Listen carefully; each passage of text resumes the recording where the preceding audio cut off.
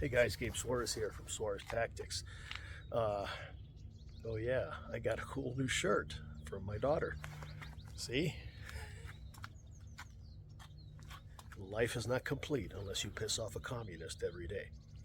Okay, so what I want to talk about today is a follow-up on the article that I wrote on the gang unit ready, traffic stop ready, covert ready, whatever, okay? This is what it's for, okay?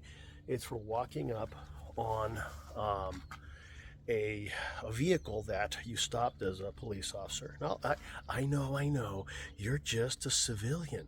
Don't worry, I'll get to that later, okay? But walking up on a vehicle where, it's you're apprehensive about it. Not enough that you're going to stick a gun in this guy's face, but a little bit more apprehensive than just leaving it in the holster and walking up like Barney Fife with your hands in your pockets, okay? Now, the era where this was developed was in the Perry Rodney King era, okay, where, everything you did was scrutinized. And, guys were getting shot left and right. Like I said in my article on Patreon, unless you've gotten in a gunfight as a police officer or been shot at just because of the uniform you're wearing, or much worse, stood at attention while the piper played Amazing Grace at the funeral of a brother, you really don't have a position that you can argue from, okay? So this is a valid method. Now, the thing was, you couldn't just gratuitously point guns at people, walk up and go, all right, buddy, give me your driver's license, and you can't do that, okay? Because what would happen is Dingleberry over here would drive straight to the station and talk to the pencil-necked internal affairs people, and you get too many of those and your career goes nowhere. On the other hand, you didn't want to assume that unless you were being fired upon, you could just diddy bop up there, with your hands in your pockets, because then, they'd be playing Amazing Grace at your send-off. So the traffic stop ready was, in essence, a middle ground where you would be more ready than you would be as if you were in the holster. Now, the question was asked, well, you could have your hand on the gun in the holster. Well, again, if you do that, you may as well be in a ready position, because you're giving up your intent and your preparedness and everything else. So it's not just a matter of speed, it's also a matter of hiding your intentions, okay? In the real world, whether you're a police officer or a private citizen, the minute you skin the smoke wagon, the minute you pull that gun, you have it in your hand, there's going to be some explaining that you're going to have to do, okay? And if your perceptions were maybe beyond what reality showed, there's going to be detrimental repercussions because of it. That's just a fact of life. So you can't walk around in a ready position. You can't draw unjustifiably, but there are times when you may want to go beyond just having the gun in the holster, okay? All right, now I'll show you, I'll move the video back a little bit and I'll show you how this kind of came together, okay? Now, this is the driver. This might be just Joe Schmo that ran a red light and you're pulling him over, to go, hey, listen, dude, just slow down, man. There's little kids here. Or, the license plate may have come back to armed and dangerous homicide vehicle, in which case you'd have a lot more guys. But, there may have been something about the car, maybe something suspicious. In the old days, we used to call it a profile stop.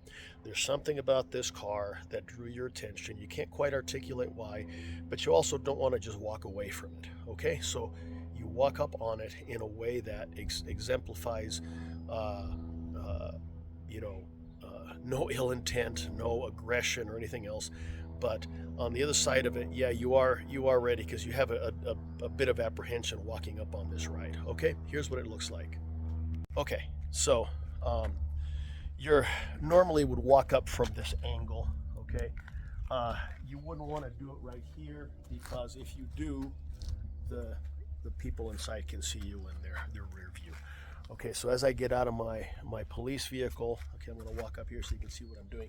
As I get out of my police vehicle, pistol would come out and would be down here by my leg. Okay, I'm going to lower the camera a little bit so you can see what my actions would be. Now, this is the SIG that I used to carry, similar to what I used to carry in the old days. The other thing I would do that would probably is going to create all sorts of, I don't know what, palpitations and things like that, is we used to just go boom to single action. Okay, so I bring it up over here and I walk up like this. I would look in the back seat to see what was up there, and I talk to the driver from here. Now at this point I might even come up here like this. Okay, I don't know if you can hear that. I don't have my microphone going, but as I walk up to the vehicle, okay, I can even bring it up here like this as I'm talking to the driver, and once I'm done I can turn, decock, I'm looking over my shoulder, go back to the holster as I walk back to my car if I realize that there's no point in escalating any further. Okay, so that's how it's applied. Okay, coming back to it now, one of the things that Correa did in his video is he compared this to a ready position.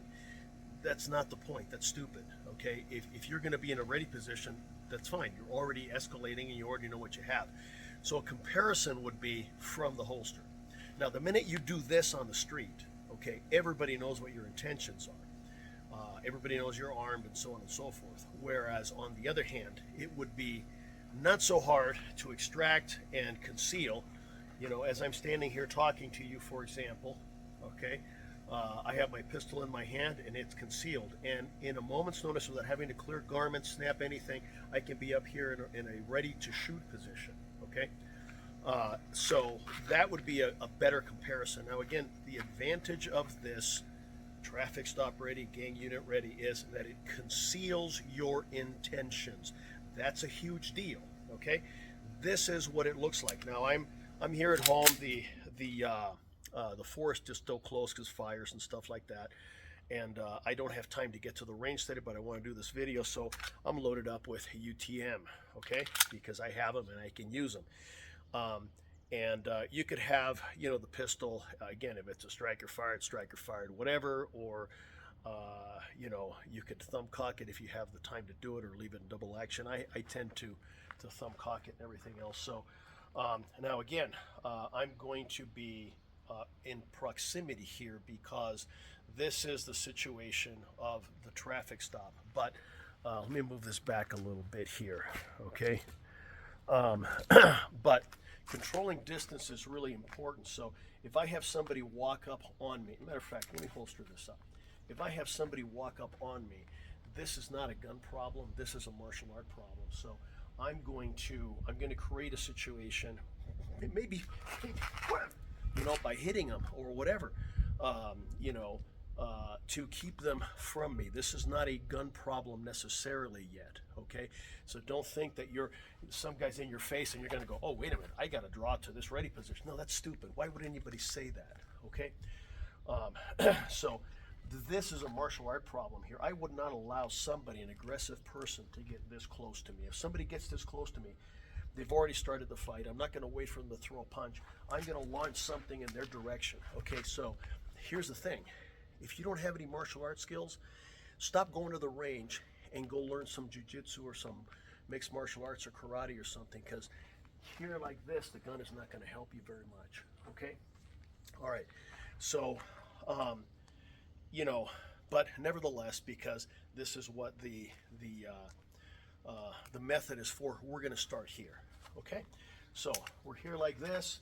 You know, I'm either negotiating behind a partial door, which we'll address in a minute, or doing the traffic stop situation, and I realize, oh, the bad guy's going for a weapon. I may be able to avert the weapon with my hand and just come up, and there's the shot. Okay, right at the base of the chin here into the neck area. Okay, that quick. Now, you know, when Larry did the video, you know, he was, oh, it's a second, it's this, like that. I don't know what the time was on that, but let's do it again. Let's check it out. Okay, so I'm here like this. I see the bad guy go for his weapon. I stuff the weapon. There's the second one. Okay, that's how quick this moves. Okay, that's going to be considerably faster than trying to draw from concealment, okay, or anything else. And if I'm in a confrontation with someone here and I go to this, I've already given my my intentions up and so on, okay? So there's a place for this, and the thing is, if you're going to examine this as a viable technique, you have to do it in context of what this was intended for. Okay, the rest of the discussion, you know, in the video, ooh, I'm a civilian, I don't have to have skills. All right, listen, if you want to be an underachiever, hey, drive on, have fun. That's not my thing. That's not what my students are for, or come to my classes for, and that's not what the focus of my training is. The focus of my training is to make you the deadliest gunfighter possible, justified, but deadly nonetheless, okay? So the question, where does this technique come in for non-law enforcement people? Okay, anytime that you have a sense that there is a threat, but you don't have enough justification to stand here like this, or to stand here like this, or whatever, because that is an escalation in and of itself. There is a place for surreptitiously drawing and holding the pistol behind you, okay? This is not the only covert ready. Let me move this camera back a little more so you can see more of my body here. Let me flip this down. I'm down here in the training room. There we go. Okay, so this is what it looks like here. Now you don't see what I have back here, okay? Let me flip this down just a little bit more. There we go. Okay, so now the application, all right? Circumstances where you may perceive a threat, but it's not enough to, you know, to stand here with your hand on the gun or to draw to a ready position or something like that. But you want to be a little bit more prepared to engage, which you're not really here. So now this is not a sudden response to an attack. This is when you have one of these situations that's starting to bubble to the surface and you think, yeah, maybe I better get ahead of it, okay? Very simple to do, you know, just kind of like this, and you have the pistol down by your leg here, okay? And you could be negotiating, talking, whatever, but you are going to be considerably faster, more often than not, if you have this going on rather than having to access and everything else. The minute you show that you have a gun, you've escalated, and now it's a gunfight, okay? Doesn't mean it's not going to be a gunfight, but there is a place for the covert ready. There are a lot of different covert readies, by the way. This is a different one right here, okay? Where you can stand here like this and be observing a situation, pistol's already in your hand, and so on. You might even have, you know, hey, improvised prop here. You might have something in your hand, you know, like where you're just kind of look like you're concealing this, and what you really have is you have a pistol. I've seen people do that with newspapers, with bags of chips, you know, whatever. So there's a place for this, okay? Another place for this is answering the door in the middle of the night, okay? Or any time, actually, okay? You know, I live up here in northern Arizona, and the bad guys don't even drive through here. They go around. They drive up into Utah, you know, and go across if they have to. They don't come through here. But, you know, old habits. So let's say, boom, boom, boom, you know, knock on the door. Okay, well, I'm going to go see who it is. I'm a distrustful kind of guy. So when I walk up, I'm going to walk up to this door. Now, here's the thing. This is where we want to become ambidextrous. If I keep the pistol in my right hand, this is actually a left-handed door, isn't it? Okay? So if I open the door with my left hand, I've got the pistol on the right side. This is now going to nullify my pistol. So I will become a left-handed guy, and I'll draw the pistol, and I'll come over here like this, and I'll just hold it down by my leg, and I go, hey, who's that? No, I'm sorry, I don't want to give to the American Communist Party. Go away. Okay? And all is well in the hood. All right? So listen, here's the thing. If you're going to criticize a technique, you have to have understood that technique, where it came from, what the goal of it is, and what the application is or is not. I think in the video Correa had an idea what he wanted to say, and he kind of crafted it to push his agenda. But the covert ready, the traffic stop ready is just as useful today as it was back in the 80s and 90s, and it's just as useful for private citizens as it is for law enforcement personnel. Okay, keep that in mind. See you on the range. And